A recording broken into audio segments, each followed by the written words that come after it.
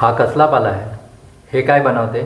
हे हे मी बनवत आहे, एक पोळी बनवत आहे आणि ही पोळी आपल्याला इडली, डोसा आणि भाताबरोबर कशाबरोबरही खाऊ शकतो, ब्रेडबरोबरही खाऊ शकतो आणि चपातीबरोबरही खाऊ शकतो. अरे वा. ती कशी कशी खायची हे मी तुम्हाला सांगणार आहे. बरं. ठीक आहे, पुढच्या व्हिडिओमध्ये. आता हा एक मोठा बाऊल मी शेवग्याचा पाला घेतला आहे.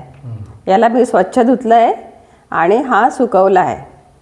चांगला निवडून घेतला आहे. निवडल्यानंतर त्याला स्वच्छ धुतला आणि धुतल्यानंतर त्याला मस्त टेबलवर कपडा टाकून मस्त सुकवला आहे. ठीक आहे. आता त्याला लागणारं साहित्य आपण बघूया. ही अर्धा टीस्पून काळी मिरी आहे. हे ह्या स्पून धने आहे.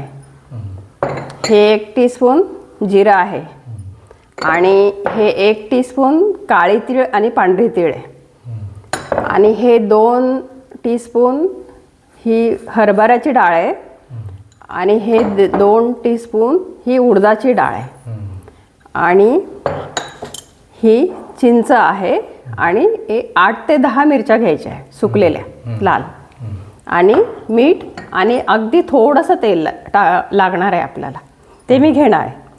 तर आपण हे सगळं व्यवस्थित भाजायचं आहे. इवन पालासुद्धा आपल्याला पूर्ण भाजून घ्यायचं आहे. हे कसं भाजते मी तुम्हाला आता व्हिडिओमध्ये दाखवणार आहे. हे तमिळनाडूमध्ये सांग, म्हणजे सर्वांना कळेल. हो, आता मी तुम्हाला तमिळमध्ये, ठीक आहे, हां, आपल्याला तमिळमध्ये पण सांगितलं पाहिजे. ಇದು ಉಳುಂದು பருப்பு, இது மல்லி ஒரு ஸ்பூன் ஜீரகம், ஒரு ஸ்பூன் வந்து வெள்ளை எள்ளு, கருப்பு எள்ளு, அரை டீஸ்பூன் வந்து மிளகு, 2 ஸ்பூன் கடலைப்பருப்பு, 2 ஸ்பூன் உளுந்து பருப்பு, 10 காஞ்சி மிளகா, கொஞ்சம் புளி, அப்புறம் உப்பு, இது உப்பு, அப்புறம் கொஞ்சம் அரை டீஸ்பூன் எண்ணெய். இது வந்து நம்ம எல்லாம் ரோஸ்ட் பண்ணலாம், வந்து சூடு அப்புறம் பவுடர் பண்ணலாம். वांग कामकिरांग एपडी पडणं.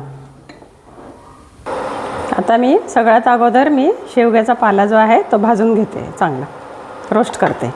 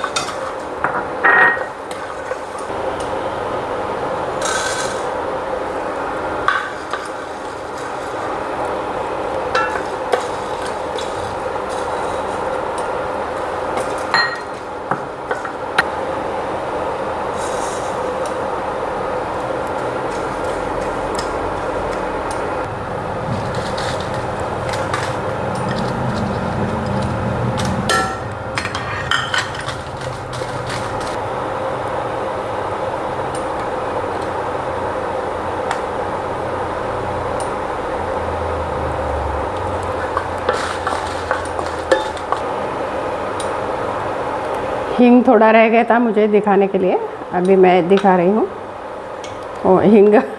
हिंग दाखवायचा राहून गेला होता, मी आता हिंग दाखवते. हिंग पण थोडासा तळून घ्यायचा आहे.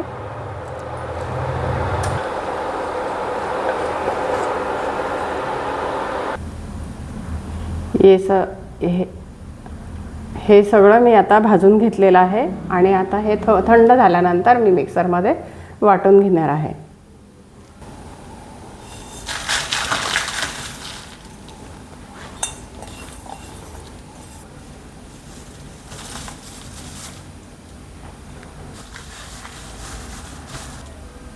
हे बघा, भाजी मस्त कुरकुरीत झालेली आहे आणि आता हे सगळं थंड झालं की मिक्सरला काढते.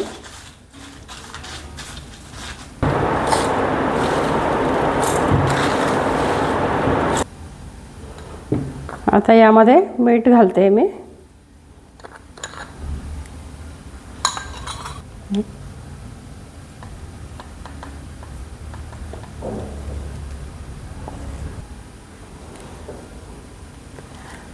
हे बघा, शेवग्याच्या पाल्यापासून ही पोळी आमची तयार झालेली आहे. ही तुम्ही भाताबरोबर गाईचं तूप वगैरे टाकून तुम्ही खाऊ शकता आणि इडली आणि डोस्याबरोबर खाऊ शकता. ही पोळी तुम्हाला कशी वाटली आहे हे मला कमेंटमध्ये कळवा आणि तुम्ही पण अशी बनवून खा. माझ्या आवडली असेल तर माझ्या चॅनलला लाईक करा, शेअर करा आणि सबस्क्राईब करा. धन्यवाद.